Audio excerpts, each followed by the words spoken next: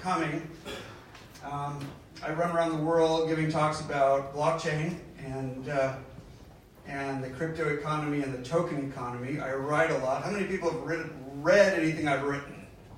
All right, a couple. Oh, okay. About fewer than the number of people who have Bitcoin. Awesome.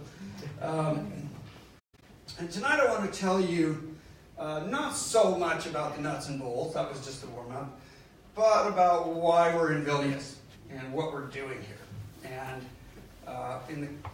along the way, answer any questions anybody may have. So I thought the first thing I'll do is tell you about the Pillar project, which had a successful ICO last year. A little bit about the way we work, which is different.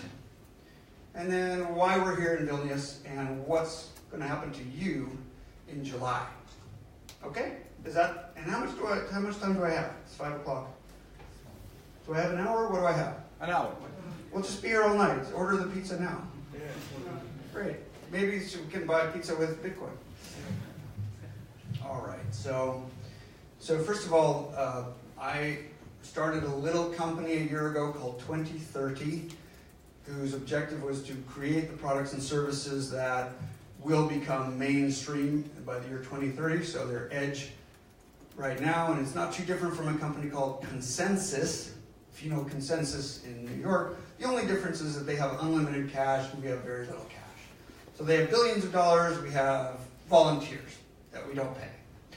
And so we had a bunch of volunteers last year, a couple volunteers are here, and got a bunch of volunteers together to create a system that I call the Pillar Wallet, which I'll explain in a minute. And we worked very hard during May, June, and July to have an ICO. And on July 15th to 17th, it was really like a 60-hour ICO window, which is very unusual. We collected about $20 million worth of Ether for our project, which was just based on a white paper I wrote, and a website and some videos and things like that, and a book that I had written in 2010, and about 20 years of my writing about something called the personal data locker, which I'll explain. And we got lucky. You know, we had a lot of people on YouTube get crazy about our token, and ended up with $20 million at about a $200 per Ether price. So now we have, I don't know, how much is Ether today? 850 or what? Oh, it's good. So we have about $90 million, not in the bank, but in Ether. And we sold 240 million of our tokens. How many people are Pillar token holders here? 1, 2, 3, yes. Oh, we love you. 3 people, awesome. Congratulations. Future token holder, right over there, awesome. Okay, great. So, what's the Pillar system? Well, we call it a wallet, but it isn't one. It's really an operating system. It's what I hope, and I've only been writing about this for 20 years, is the operating system for the 21st century, because we are stuck in old models. We are really, and I wrote a book about this called Pull, what we're really doing with data is modeling the old paper flow of how we push paper and move paper around. We do that with data now. That's why banks are huge buildings with tons of floors and full of desks of people pitchforking data from one desk to another, because we're mimicking the old paper flow. And that's why we have apps on our phones. We're still sort of mimicking companies and how you would work independently with individual vendors. But we don't have to do that, and I don't think we'll end the century doing that. I think we will use data in a much different way. That's what my book was about, and that's what the personal data locker is about. So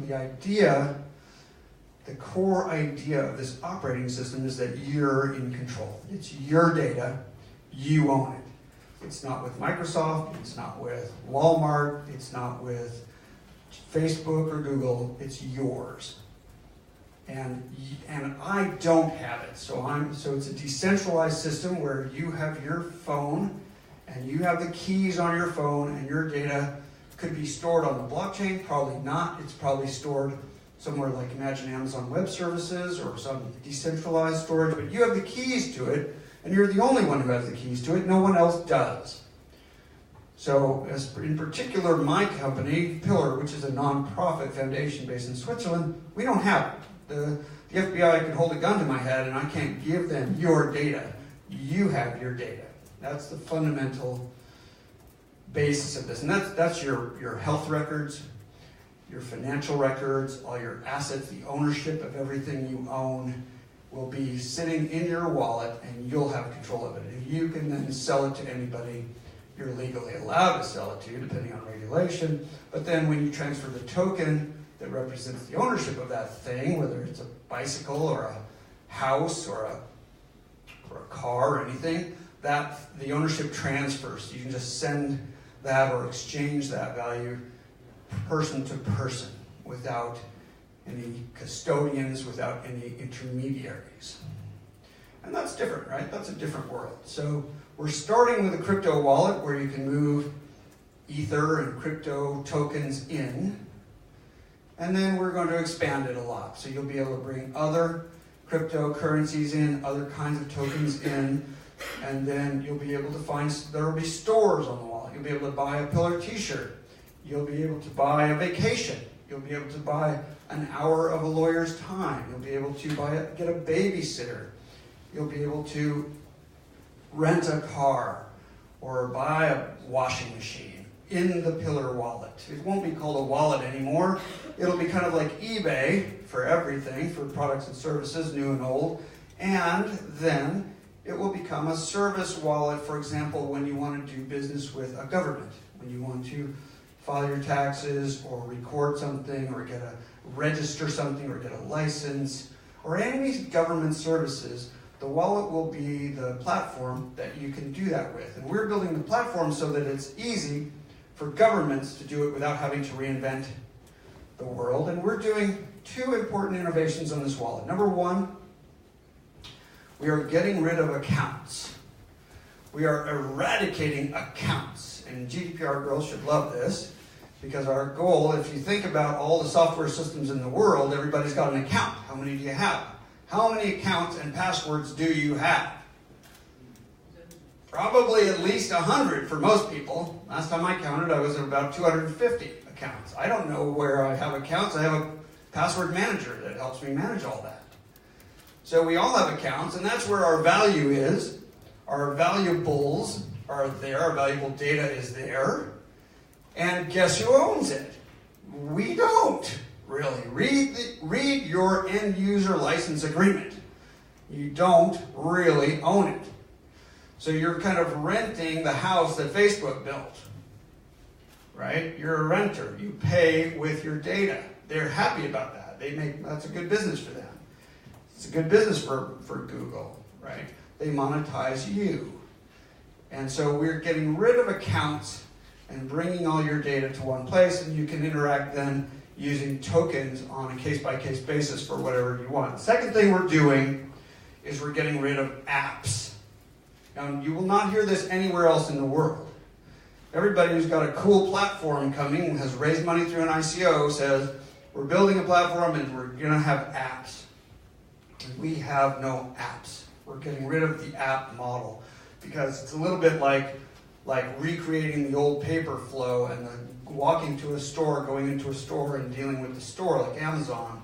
You can only see what Amazon has to offer. You can't see everything. And the book I wrote has a chapter on semantic search in which you can just see everything in the world. Every song, every rental car, every bike for rent, every vacation to Kenya, every babysitter, everywhere, instead of in these silos where you have to go register and get an account, right? You want to get a babysitter, what are you going to do? Go to some babysitter website where you register, you get an account, you pay them, and you can see the babysitters inside their silo.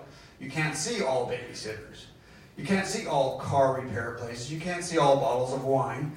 You can't see all the collectible things or everything you might want to have. So our goal is to replace apps and websites and these silo databases with what we call the world of offers. Well, web of offers. So whatever you're looking for, you search for it semantically, which means by specifying it carefully, which exact bottle of wine from which year, maybe with us, and then you see the results, just like you do at eBay.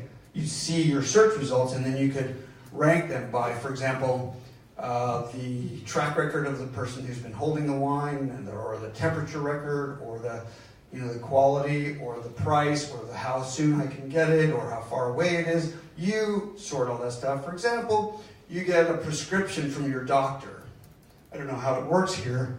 In the United States, you get a prescription, and then you can kind of take that prescription token, right? It's a unit of value in a certain system that you can take to a pharmacist, and that pharmacist will hand you your drugs, your cough syrup, your whatever.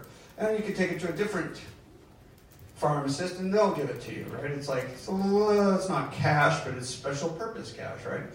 And in our world, and we're actually building this, and we did our first prescription a couple weeks ago, you'll have your doctor will write your prescription to your wallet, and then you can see the world of offers. The pharmacy systems can see what you've got and can make you an offer on it. We can get it to you this soon, at this price. We can refill your prescriptions, et cetera, and you can choose from all the different pharmacies. So you're not going to one pharmacy's website. You can see the world of offers to fill your prescription. For example, those pills may be in stock right now somewhere, and they may not be in stock. If you go into that pharmacy and they don't have them, that's a waste of your time. So in this case, everything comes to you, and that's why my book was called Pull. It's about switching the mindset of data from the push model, pushing paper, pushing goods and services along the supply chain, to the pull model of I pull it from wherever I want, according to my terms, the way I want it, when I want it, how I want it. It's a totally different world, and in this world there are no apps. And that's what got people excited when they read my gray paper. Has anyone read my gray paper here? Yes, one person. All right, awesome, fantastic. And the gray paper details how we're going to do this, and the kind of the vision of giving everybody atomic ownership of their own data and getting rid of apps and turning them into services. And that's true for people, P2P. It's true for business to consumer. It's going to be true for business to business, and it's going to be true for government to consumers. So we are building the operating system that we hope replaces iOS and Android. Nothing less than the software that runs your phone 5 years from now. We hope. That's our goal. Huh? 5 years, plus or minus 20. I don't know. Whenever it happens, because, it's up to you.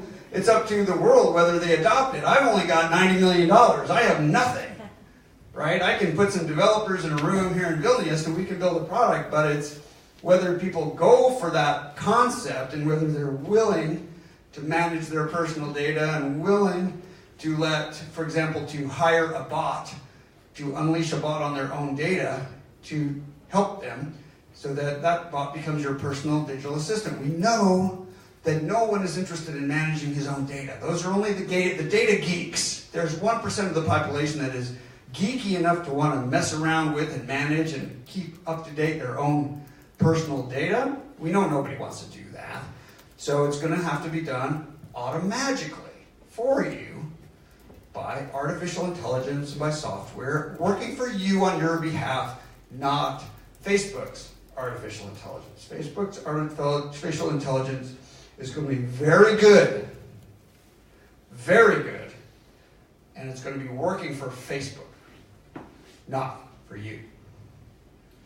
So our goal is a wallet where you can say, show me a restaurant, show me the nearest restaurant or the nearest pharmacy or the nearest optician or the nearest bike repair shop or whatever, and that bot that's doing that will work for you, not Google, right? It won't be gamed. So for example, right now, if you ask for a key, a locksmith, to come help you get you out of your car because you've locked your keys in the car or locked yourself out of your home, That locksmith market on Google has been gained by people who know how to show up in the search results. They will give you the lowest price in the search results, get to the top. It's easy to call them. You ring them up. They show up at your house and they say, well, you know, this is a big job.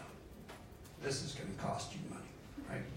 And of course, the Google expense is part of it, right? They're happy to pay Google to give them that platform that lets them game the system to get to the top of the search results.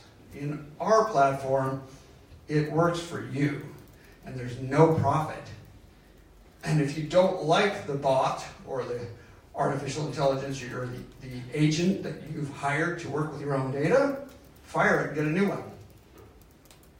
It's up to you.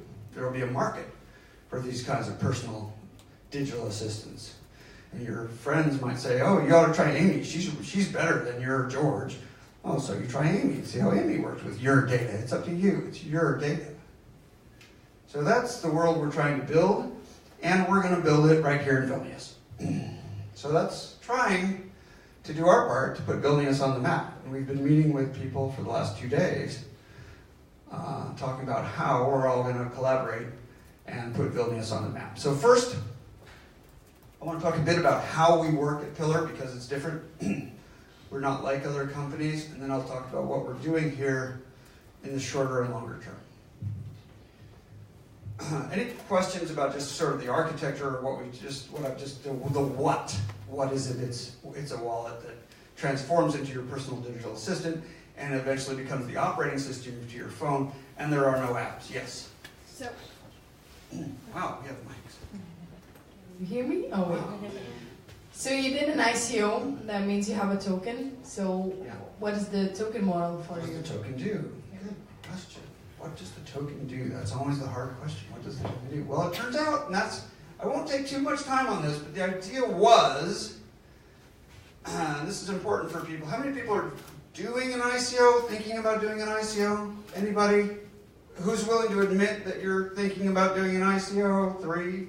Okay, so that means 30 people are actually really working on it.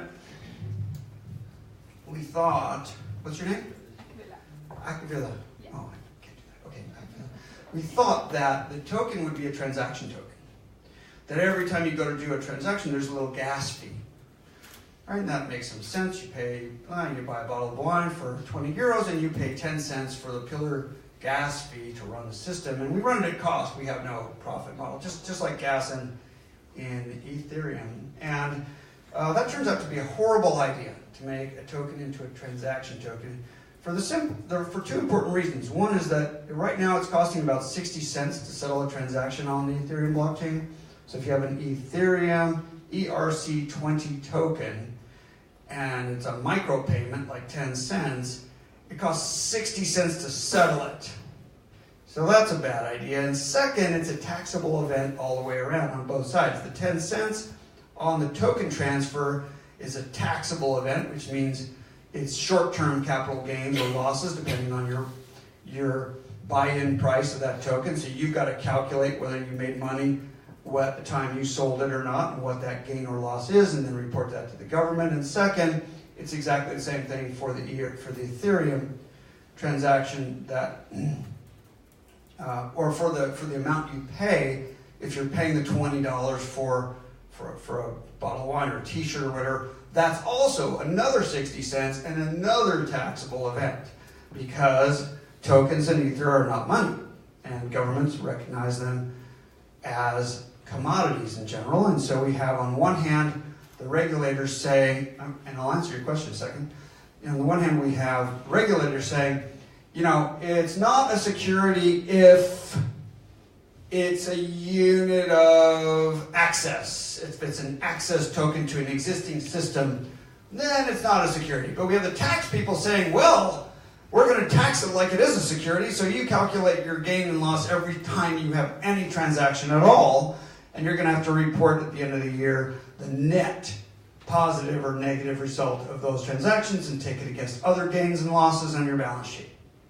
So we've got one hand government saying, maybe it's okay for the public if it has these characteristics. Other people in the government saying, well, we're just going to tax it differently So these two things are at odds, and there isn't much coordination. And a lot of times a token, which can have a certain characteristic when you launch it, can change. It could change over time to becoming more security-like or more access token-like. It can change. So it's tricky with governments because we have a lot of regulatory uncertainty about how they will deal with this over time. Anybody here from the government, just so I can be sure whose toes I'm stepping on? Nobody. Okay, so nobody. So we have a lot of regulatory uncertainty where we don't know if we can sell anything to Americans at all. Probably not.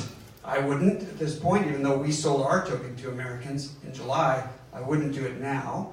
And then we don't know how they will. They're looking at tokens on a case-by-case basis, which is a bit silly because they're passing judgment on your token based on some white paper or some token designomics, and then later it gets used for something different, and it's not what the regulators thought it was anyway. So that's a moving target.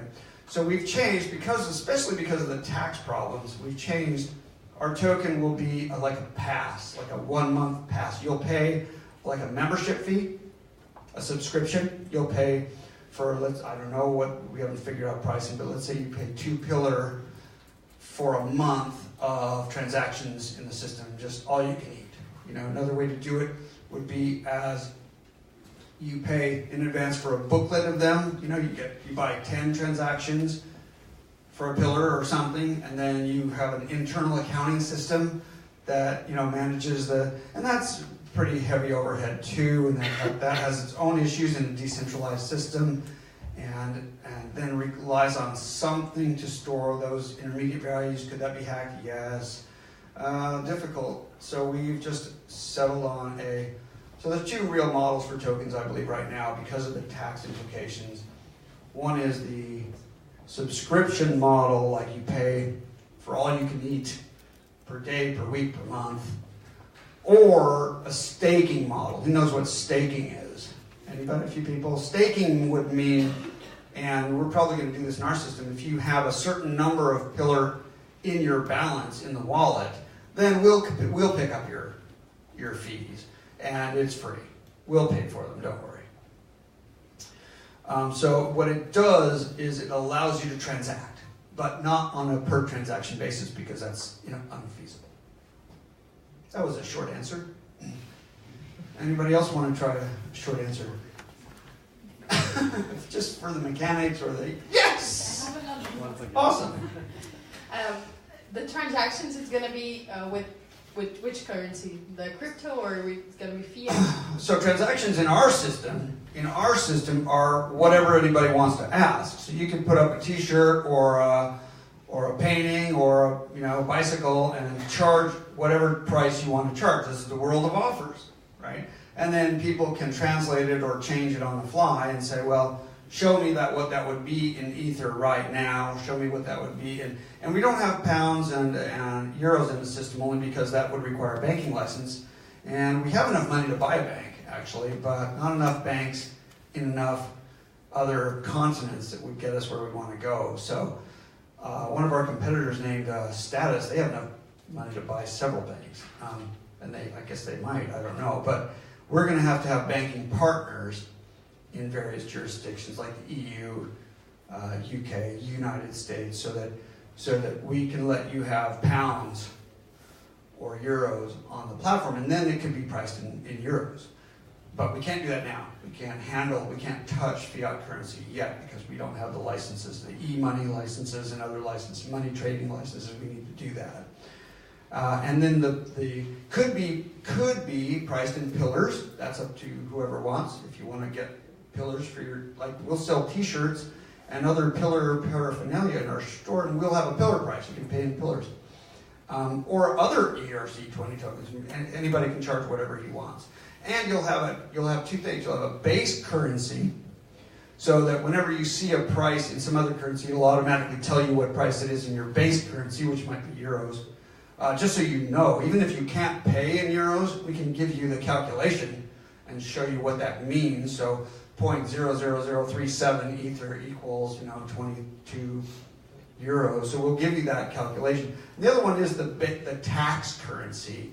And I'm pretty sure every ICO is going to need this, a base currency and a tax currency, because every time there's a transaction, you want to record your tax burden at the time, right? So you want to record that transaction in your tax currency, so later, anytime you want to add up your gain or loss, you can add it up easily. And the system will just hand you your gain or loss inside. Otherwise, it's just a nightmare to do this. We're going through it now I just got a call from Rob, if somebody met Rob here, just asking me about some Ether transaction I did on July 16th, because we didn't have any way of tracking these things, and now we have to go back and figure out what the tax basis was for that particular transaction. We're doing this for thousands and thousands of transactions. So we're going to need some better machinery to manage all this stuff, and maybe some better tax law. Just a suggestion. Okay, so now how we work. I can always take more questions about the wallet later from you. How we work. We don't work like a normal company at all, and we are a nonprofit, but that doesn't matter. We're also, the two companies I run are a nonprofit and a for-profit, and we run them the same way. Number one, there's no board of directors because those are silly. Number two, there's no management because that's silly. There's no HR department because HR is silly. There's not really any marketing. There's not really any project managers, kind of, not really. Everybody just goes and does what needs to be done. That's it. That's how we manage. It's just a swarm. It's an ant colony, and everybody just runs over and deals with whatever's fire is hottest, and we try to put it out, or we try to plan a bit and enroll people, and we just keep saying, what do you want to do? What do you enjoy? What do you like doing? What do you love to do? Do that. And so consequently, everyone loves working in our office. I mean, people love coming to work. They just would not imagine working anywhere else. It's joy to work there, and it's pretty unorganized. So we have autonomy really well. We've got autonomy really well down, and now we're working on alignment, which requires systems. And if you're interested in this kind of new way of non-management, I recommend a book called Joy, Inc. by Richard Sheridan. Joy, Inc. It's about maximizing joy. That's what we're trying to do. We all set our own salaries, which is an exercise we're going through now. We're putting together a little advisory board, so if you want to make a decision, you consult your advisory board. We make group decisions together. You don't make a decision on your own for much money. Like if you want to do a stand-up desk, order one. Don't ask me. I don't care. Just order one. But if you want to buy something that costs €1,000 or something, then talk to a bunch of people, socialize it, and see if they agree that it's a good use of our money. We don't interview, and we don't look at resumes ever. That's another shared delusion that doesn't work very well. We hire based on purpose. We look for people who are aligned with our purpose, and we ask them to come in and work for us. So that we have an online community at pillarproject.io where you can register and come in. It's a Mattermost community. It's just like Slack. And you can find channels where people are doing things. And at any one time, we probably have 100, 200 volunteers doing things in our community. And then from there, people can come in and work for us in our office with us as volunteers. And after some period of time, and sometimes it's days, weeks, months, we've got 2 volunteers here that have both been on about a month volunteering. Then you're going to need about 6 votes of people you've worked with to come on board full time. And then that starts a 3-month evaluation process. So we hire on a very gradual hiring slope that eventually brings you in. And when you're in, you're getting paid better than you would get at Google. You're getting paid higher than the top end of the market. In fact, we pay roughly, and this is something we're exercising right now, but roughly, let's say, 80% of the top market rate. We pay below market rate, and then you get 2 extra months for free every year. Every 6 months you're there, you get 1 extra month of salary in addition. And that money goes to a special account where you don't manage it yourself. You have to get your group of 7 people together and get 4 out of 7 or 5 out of 7, depending, to move that money to do something. So if you need to pay for something, some expenses or some debt or something, it forces people to socialize their situation and get other people to help them make a decision instead of just living paycheck to paycheck to paycheck, which I know no one ever does. No one spends his paycheck and has nothing at the end of the month. I know that. But just to make sure that people are being more responsible, maybe they should be investing. Well, how should you invest? Well, that's something we have classes on all the time. I've got webinars on how to do what I call postmodern portfolio theory for investing. So we really help people get the basics, understanding, and then they go to their 7 advisors and get that group to help them decide what to do with that money. And we do a lot of other things that aren't conventional. I'd like to say that what we're really good at, our number 1 skill pillar is breaking things. That's what we're particularly good at. We break things and then we figure out what's right and how to put them back together in a way that works for us. We're going to bring that culture here to Vilnius. So let's start on the Vilnius stuff. We're going to, oh, that's nice. Actually, can somebody, great, this is cool. Can someone, where's this computer? Huh? Can someone scroll down? I'll do it. Where is it? It's over here. Huh? It's here. Roll the movie. Yeah, roll tape. Whoa. Go to the beginning. Do they explain your skills of the summer? Yeah, here, you're going to see. Start, go to the, yeah, there you go. Okay, go, roll tape. Can we hear, do we have music? Sound. No, we have no sound. Help, sound. Wait a minute.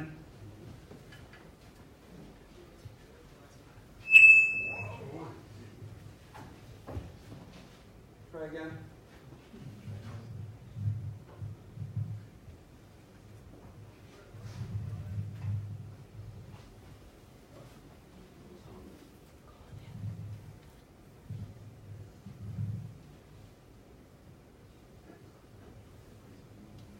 I don't know who we hired to do that.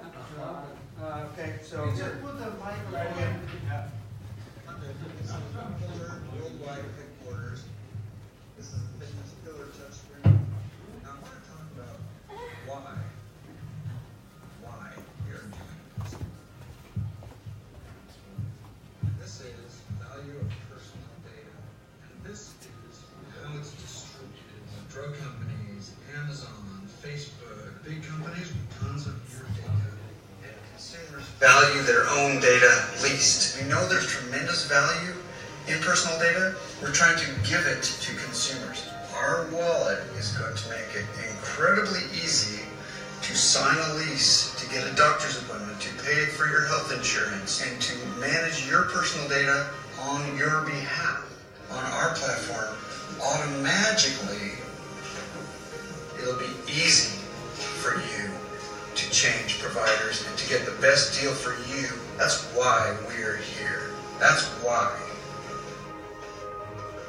I came across Pillar when I was doing some research into cryptocurrencies. I was really intrigued by what Pillar was about. I have been working with Pillar projects from the beginning. We had one of the widely participated ICOs.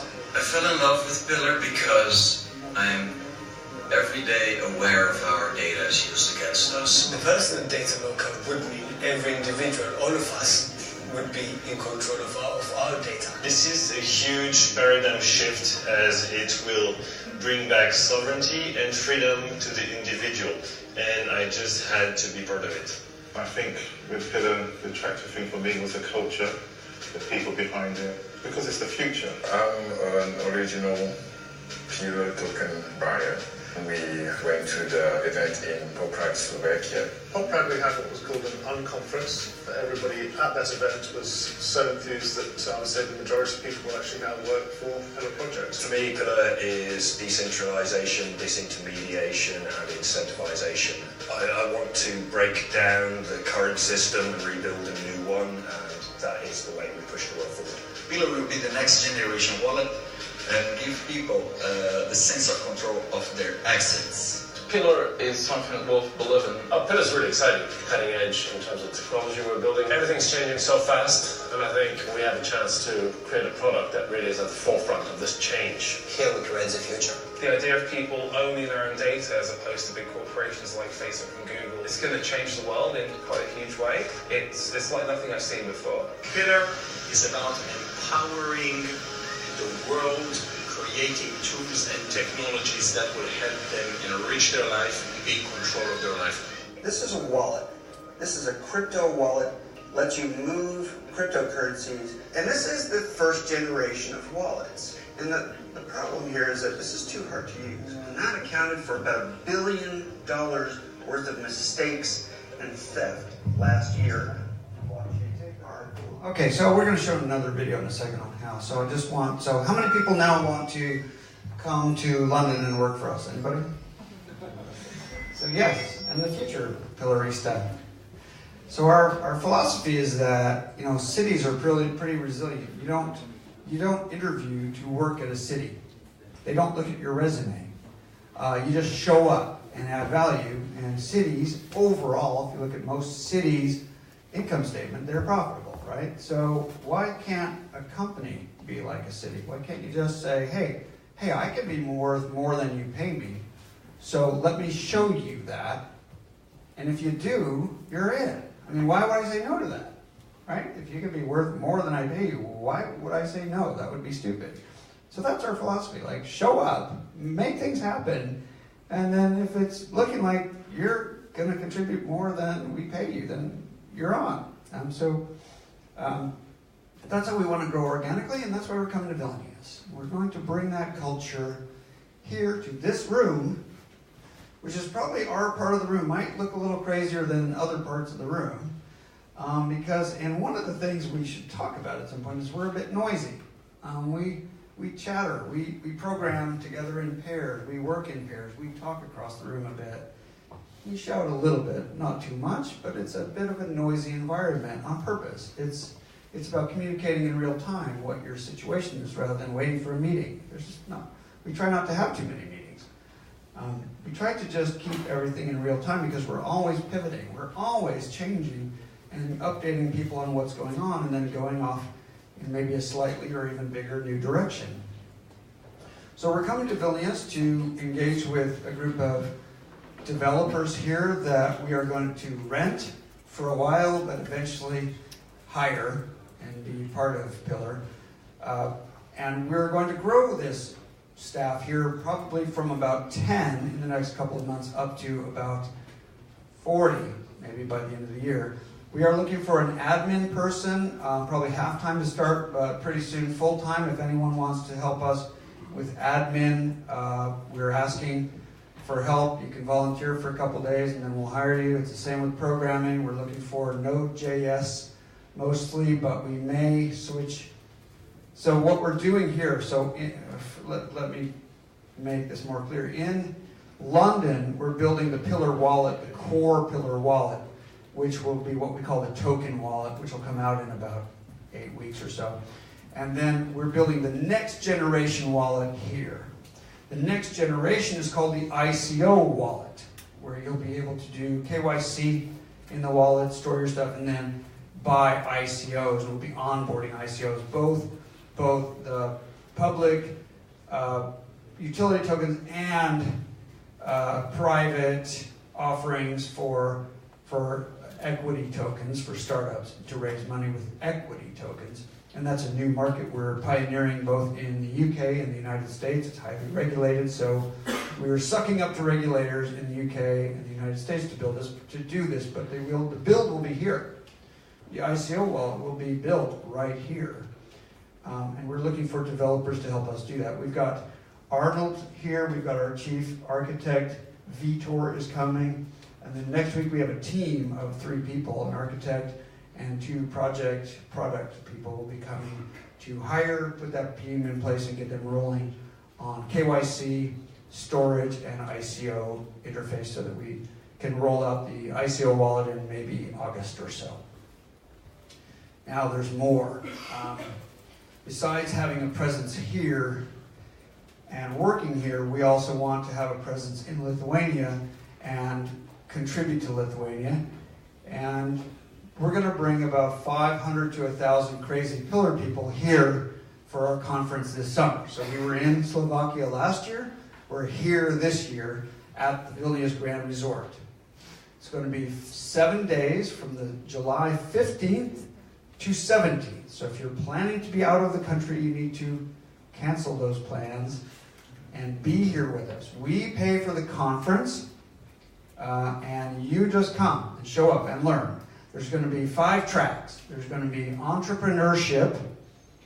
And that's every entrepreneur, not just for Pillar, but entrepreneurs who want to learn about starting businesses. There'll be a track for learning that, mostly from me, but other people. There'll be a business track for business people to learn about the opportunities here and how the Pillar wallet will help them. There'll be a technology track, so you can learn things like write your first smart contract or learn how to code for the Pillar wallet. There'll be a Pillar entrepreneur track for how to get your business into the Pillar wallet and set up shop and offer your products and services in the wallet. And then there's 2 more. And then there'll be government services track to learn how governments will offer their services and interact with the public through the wallet. And then the final one will be academia and how we can engage with local universities and schools to raise the bar, to learn, to be aware of what we're doing, and to help us, eventually do R&D here as well. So it's a lot. It's 1 week, and we're going to start it. It starts on the Sunday, the 15th of July. We're going to start it the day before, the 14th of July, in Vilnius, somewhere. We're not sure, it depends on how many people, but we're hoping for 300 or 400 people on a Saturday in the middle of July to come to a big one-day event. It's a Pillar event. It's an event to explain blockchain to people, to showcase, you ready? Okay. To showcase local projects. So if you're doing any blockchain-related project, you should put 14th of July on the map, on your calendar, because we want you to come and we'll give you 10 minutes to show the audience what you're doing. We want to explain blockchain to the business community, and we want to show what's happening in Lithuania on blockchain on that same day. So you'll get 10 minutes or so, maybe 5 minutes of questions to show your project. So get your demos ready, get your presentation ready for the 14th of July. And we'll probably maybe have some other speakers, and we'll talk about tokenomics, we'll talk about ICOs, we'll have presentations on what blockchain is. It's for people who maybe don't know what blockchain is, but who are maybe business community influencers, people who need to know, who should know. We're going to reach out to them and have them in an auditorium for maybe half a day or so. On the 14th, maybe we'll have an event that evening for the local community. We need project managers for this. We need people who will do that coordination of that event. So if you're willing to volunteer and help us do that, we're also looking for sponsors to help pay for it. So we have like snacks, maybe wine afterwards, something like that. So anybody who wants to help us self-organize that event on the 14th, and then we'll have the 6th day. It's called an unconference. There won't be much of a schedule, but you'll see that we'll get some information out. But every day, toward the end of the day, we set up what we're going to do the next day after.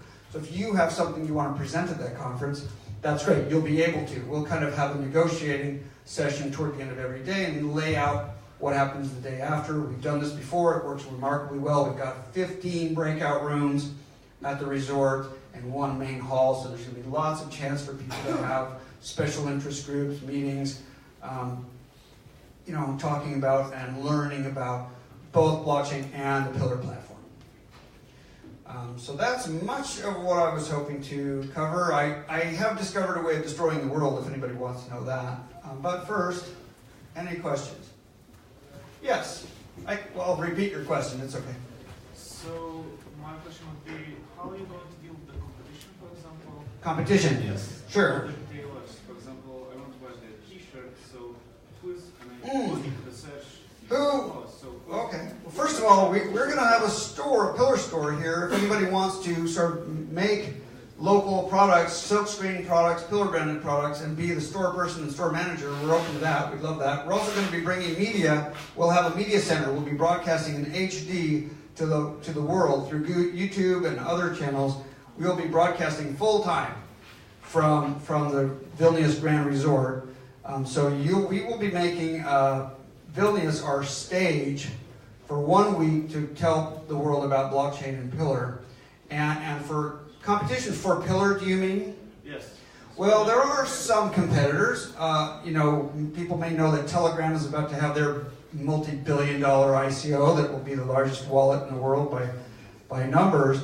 But we have no apps. So we have no apps. We only have services and goods available. So I would say that our main competitor is WeChat. So, but my question, for example, you're going to sell only your goods? Oh no! Anybody can sell anything. So, for example, You can sell anything you like. Yes, huh? but I'm looking for the t-shirts. Yes. Yeah, After, t-shirts. After that search query, yeah. Which kind of the retailer you're going to show first? The first retailer, the first product you'll buy on our site, on our wallet, is our t-shirt. Just as our proof of concept. Hey, look, we put a t-shirt up there. You can push a button and you'll get a t-shirt. For example, I want That's the to first thing. service, for example, any kind of the service. And the first service we're going to put on the wallet, we hope, if we can get it together, is you'll be able to buy your trip to Vilnius in July on the wallet. That'll be the first service. But there will be categories of travel, of babysitters, of lawyers, doctors, more and more services. Tons. Yes. Yes. Which babysitter is going to be the first one? Well, it doesn't matter. You don't have to be in the wallet. You have to format your offer. Okay, so I'll talk about this for a second. The world of offers that I spoke about, how many people have used Kayak?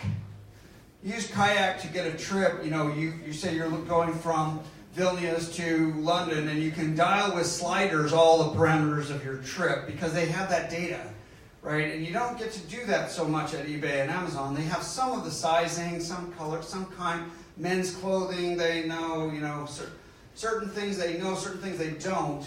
And in our wallet, you'll be able to specify babysitters in some babysitter format that tells you how much experience they have, whether they've worked with 3-year-olds, how far away they are, some kind of rating system that's probably easy to rig. And then you'll sort them however you want. So the idea is eventually that the offers are not in the wallet. The offers are on the web. And our bots and spiders find the offers all the time and bring them in. So we'll be building kind of middleware to connect anybody who's got offers to our offer platform. So it's really going after Google, right? Going after iOS and Android is not easy. You got a worldwide infrastructure to build, and that's part of the offer platform. You'll be able to just have your little babysitter site, put your formatted information there, and our offer platform will see it. It's got to see your calendar, when you're available. All that stuff will be in real time. This is a huge world that we're just going to build, starting with the simple stuff. I just wanted to go deeper into the whole system. Okay, deeper into the system. Oh boy. The girls are asking the technical question. Kayak sends people to different sites to actually then register and add your bank details and everything. So are you going to be that sort of No, the offers will be easy to get right away, and just the way when you get an Uber car, it's like already paid for. It'll be like you'll just say, I accept the offer, right, and everything will happen automatically. So no websites, no apps. It'll happen right there. How will people get to Pillar if there is no website? There's no website. We don't need a website. We have an app. It's an app. Pillar is an app. No, wait a minute. Wait a minute. Just one app. If you gave me maybe $5 billion, I could just launch the Pillar phone today, but that probably won't work, right? We know from history that the only things that work are organic growth, where people say, hey, you got to try this. So that's how Facebook started. That's how Google started. Have a killer app. So first we'll have an app, and you'll use it. And our goal is you just say to your friend, I'm using that Pillar app more and more and more. And I don't use a rental car app. I don't use a gym membership app. I don't use Amazon so much anymore. I just use this app. And eventually you'll cross over, and that's the only app that'll run. It'll be the operating system of your phone, and there won't be any iOS or Android. This is years down the road. This is our roadmap. We have no idea if this will happen, but we're going to give it a shot. We have about $90 million to try. which isn't much considering our mandate. Yes? Why would the service providers will be willing to participate in the project? Because it's P2P, so we don't. Why do service providers put their offers on the platform? Because we don't charge 3.5% that Visa does.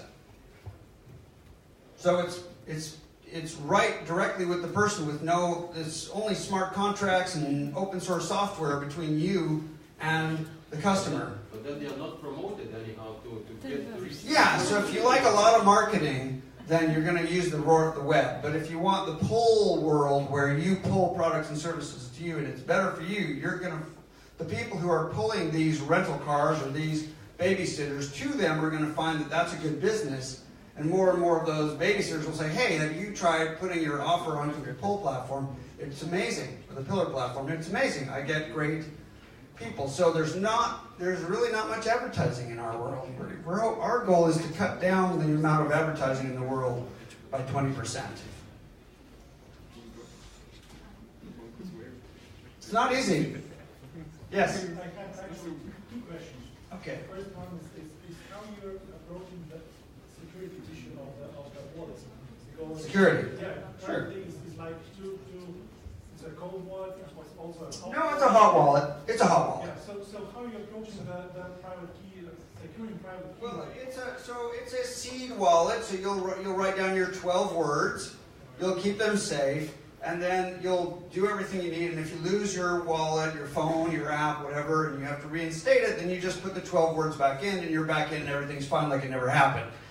Next, toward the end of this year, we'll have a secure version that doesn't rely on writing down your 12 words. We have another version of that coming. So our goal is to make consumers safe, right? Then now it's the time to take this geeky technology and bring it to consumers and make it super simple for them and easy, and so you can't screw it up. And that's what we're doing. We spend a lot of time sweating the details on the interface and on the customer experience. It's huge for us. Okay, and the question is, because you mentioned it's like mostly like the operating system. So how are you approaching the hardware, like iPhone, Yeah, we're not there yet. Let us launch it. We're not doing the operating. We're designing a wallet with the operating system in mind, but we're not prematurely scaling. We want to make the world's best crypto wallet, token wallet, ICO wallet, grandma wallet, we call it toward the end of this year, the super easy wallet, and then get all the offers and the developers who are coming here to Vilnius in July and help them get their offers onto the platform. I'm going to roll another tape. It's called How. Ready? Here we go. This is how we work. This is how we roll.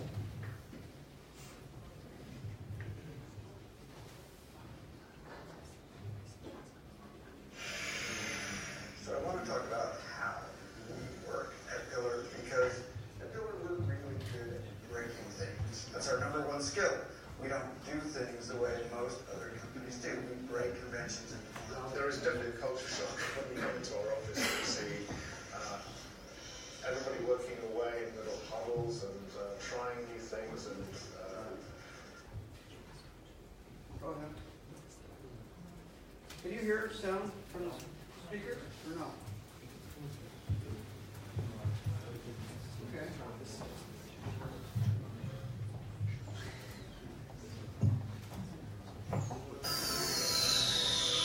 Yeah. So I want to talk about how we work at Pillar, because at Pillar we're really good at breaking things. That's our number one skill.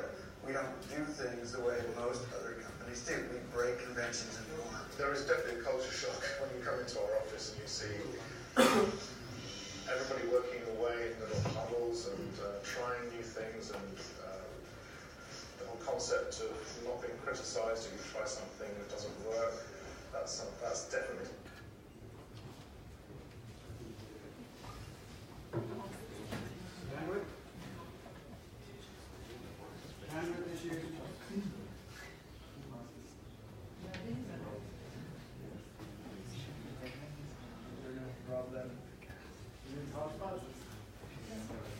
Hello? Hello? Okay. I'll buy us some time. There was another question. Yes? So today there's no company that doesn't want to build or be WeChat.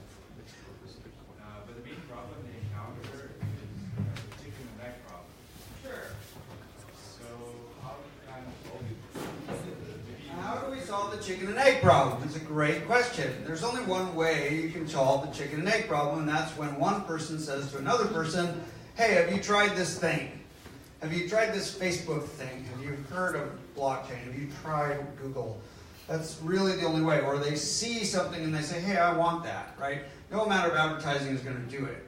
So we don't advertise. We're going to enroll our community, which is about 20,000 people right now, in creating our messaging. So we have an organic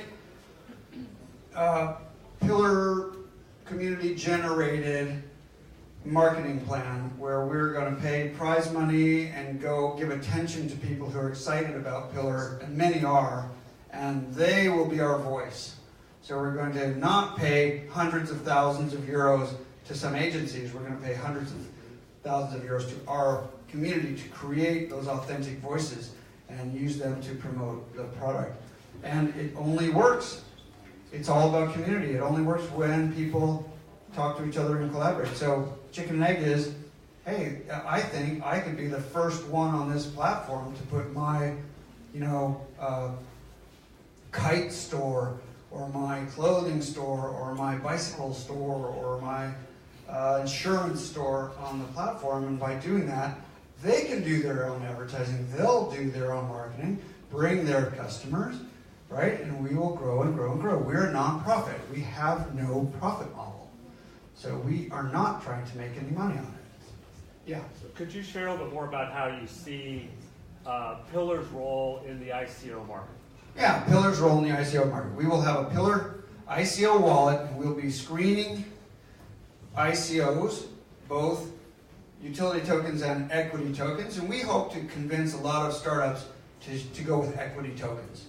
And this is another chicken and egg problem. If we get enough accredited investors, that is wealthy people, on the platform, then we have an accredited investor market that you can sell equity tokens to, because by law, you have to sell it to only rich people.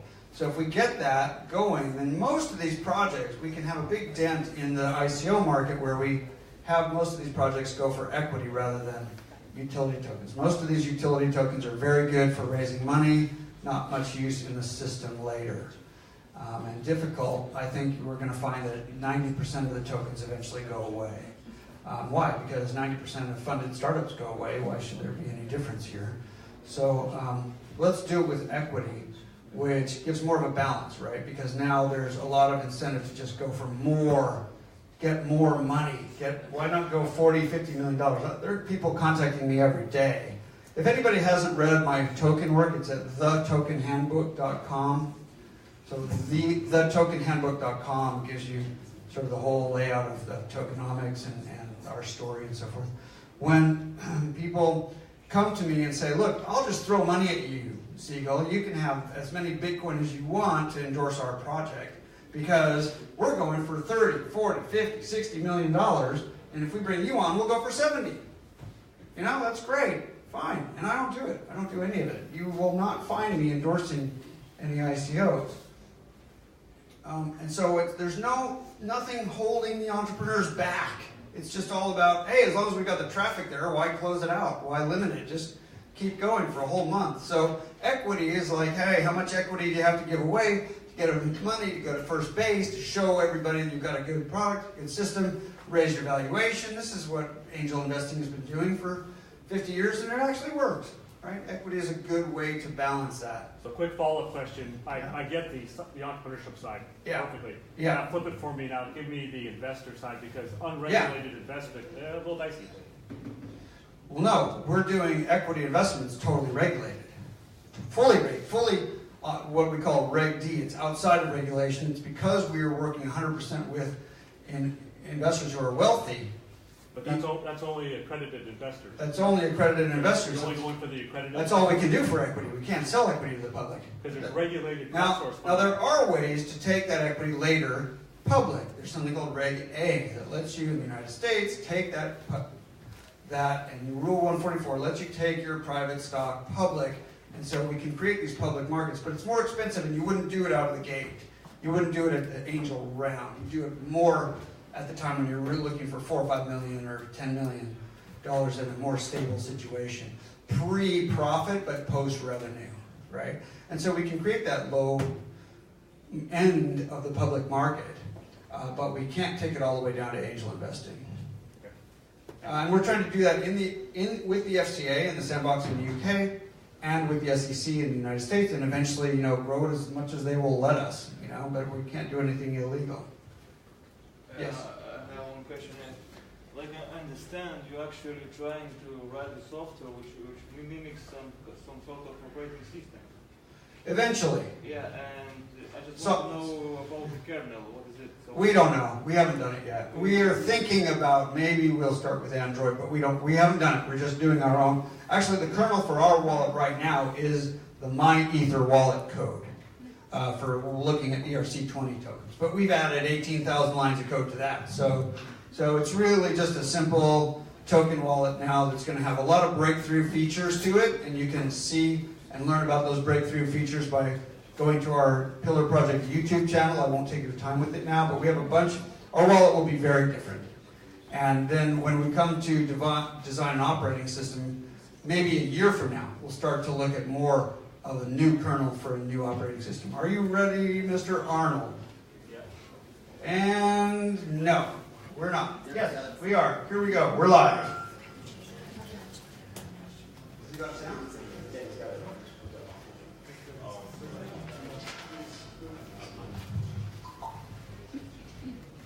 No sound.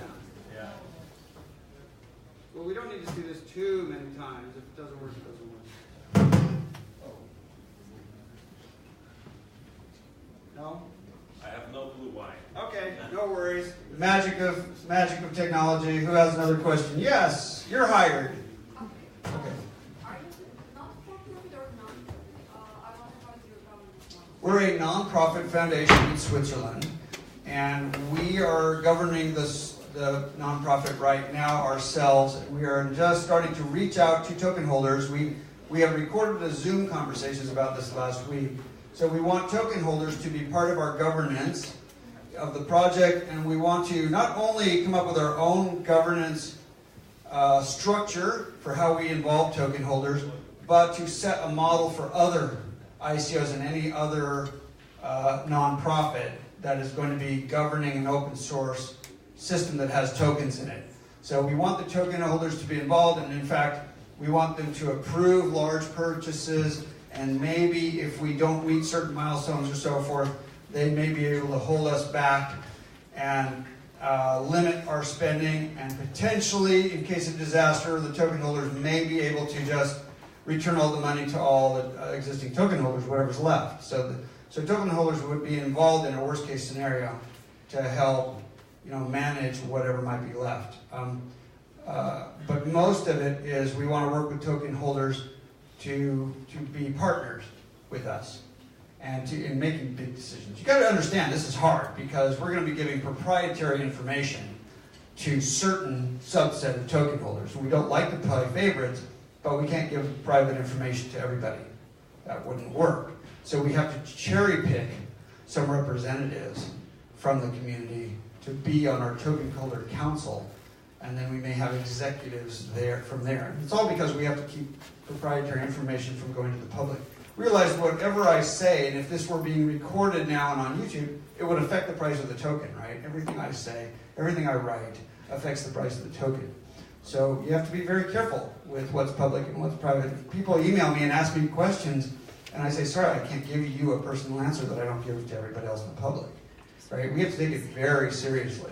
One thing I recommend, there's a lot of things to recommend, but if you're doing an ICO and you have a white paper, you can never change your white paper when the ICO is over. It's frozen in time. That's the deal you made. That's the paper you may have to defend yourself in court against. So you can't update that ever. And you've got to find ways to communicate to the public that are responsible. For example, pretty soon we've got 16 million tokens coming up unlocked out of a smart contract, and we got to send out press releases and let everybody know there's 16 million more tokens coming into the money supply so that they understand it. You have to really manage expectations carefully. It's very much like running a public company. Other questions about Vilnius. How many people will volunteer to help us make the 14th of July a success? Anybody else? Okay, please come and see us afterwards. We don't need a lot of manpower. We just need some people to help us out with, I don't know, refreshments or the venue stuff, whatever it is. Okay? Thank you very much. Thanks. Question, anybody? Questions? This one here. Question? Yes? Sorry? Yes? Sure. Here you go. Okay, I have one very general question to you.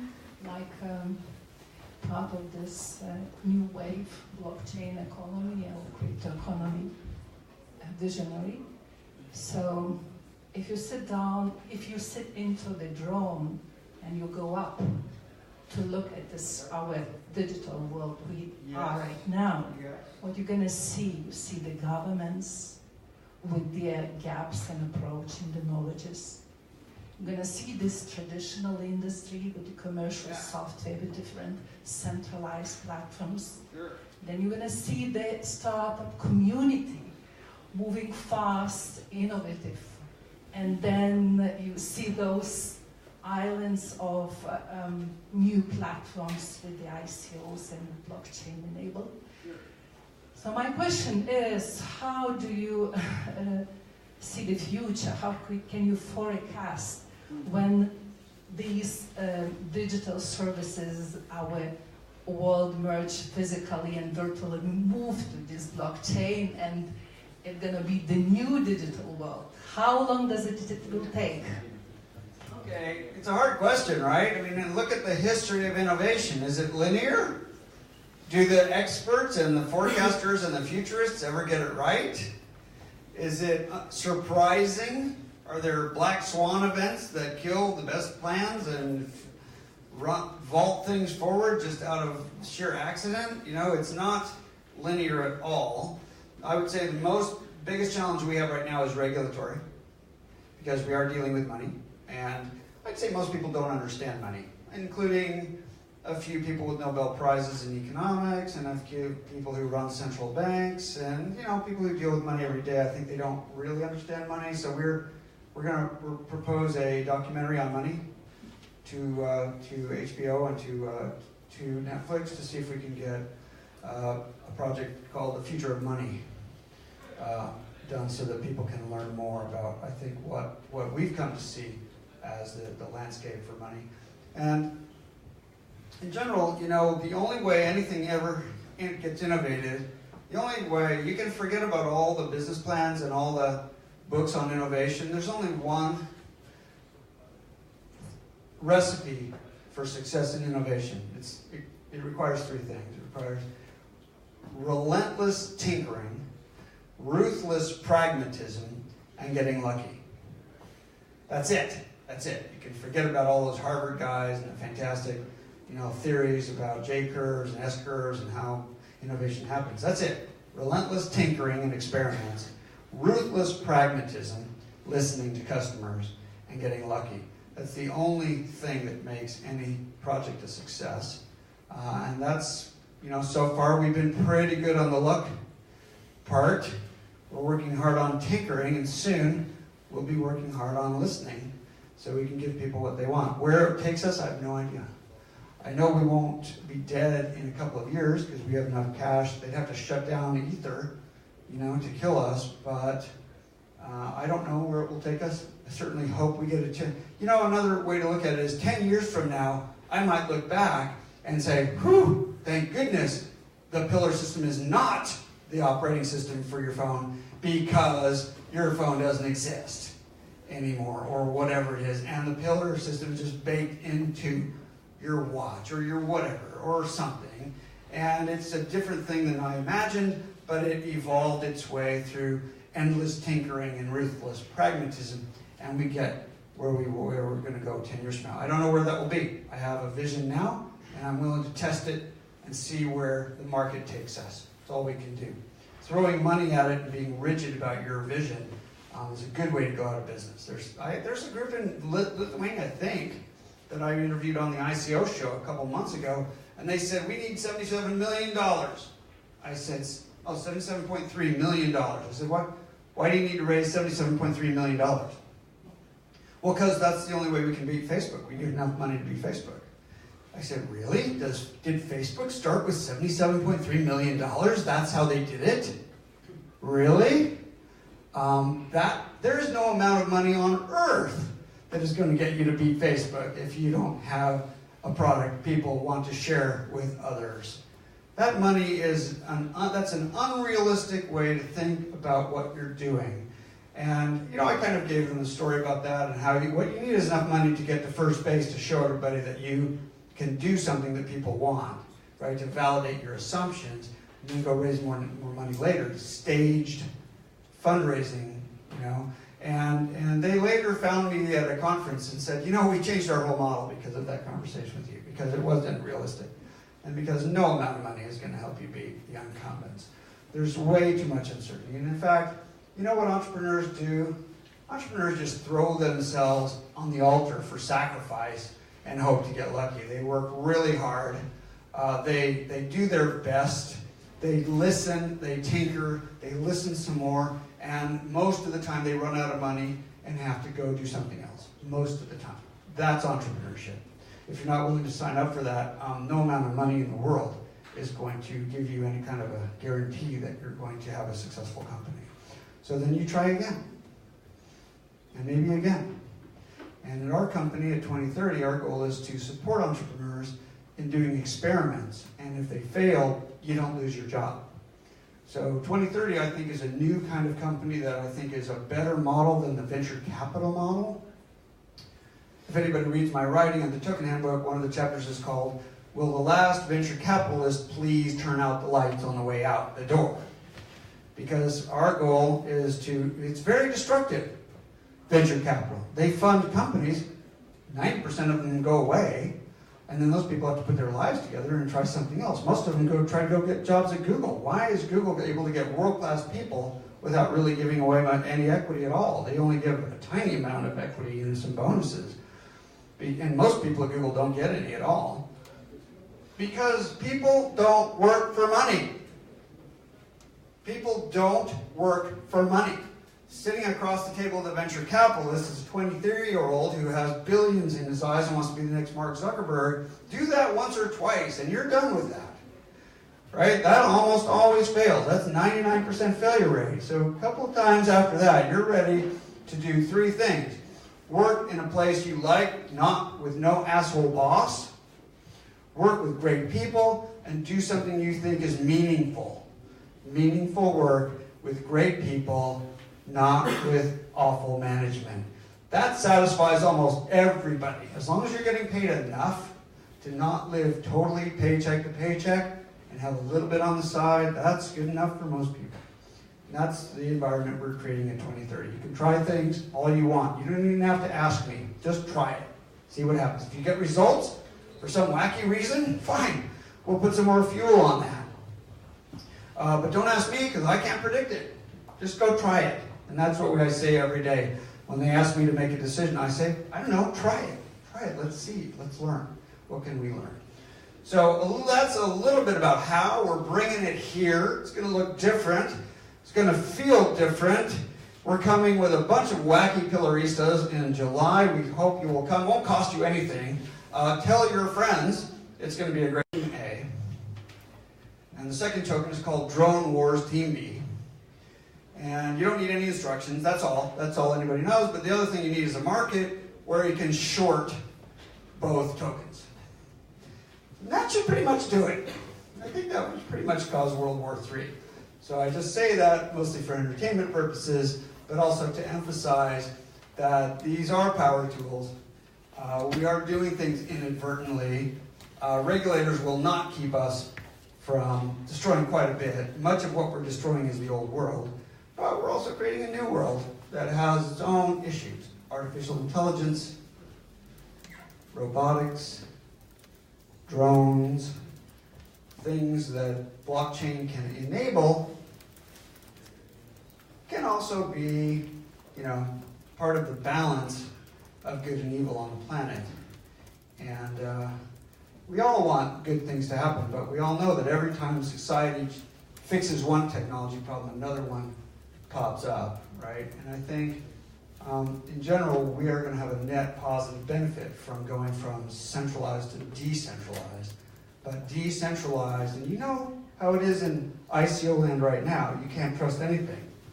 There's tons of scams, there's tons of, almost all media channels are compromised. It's almost all pay to play. I get paid professionally to speak to audiences around the world. Most conferences don't want me. Why? Because I don't pay. I don't pay. So if you see someone on a stage at a conference, almost certainly that person is paying to be there. And that means you're the product. And that's what we are going to change at Pillar. We hope you will join us, and we hope Vilnius is a big part of our journey. Thank you very much.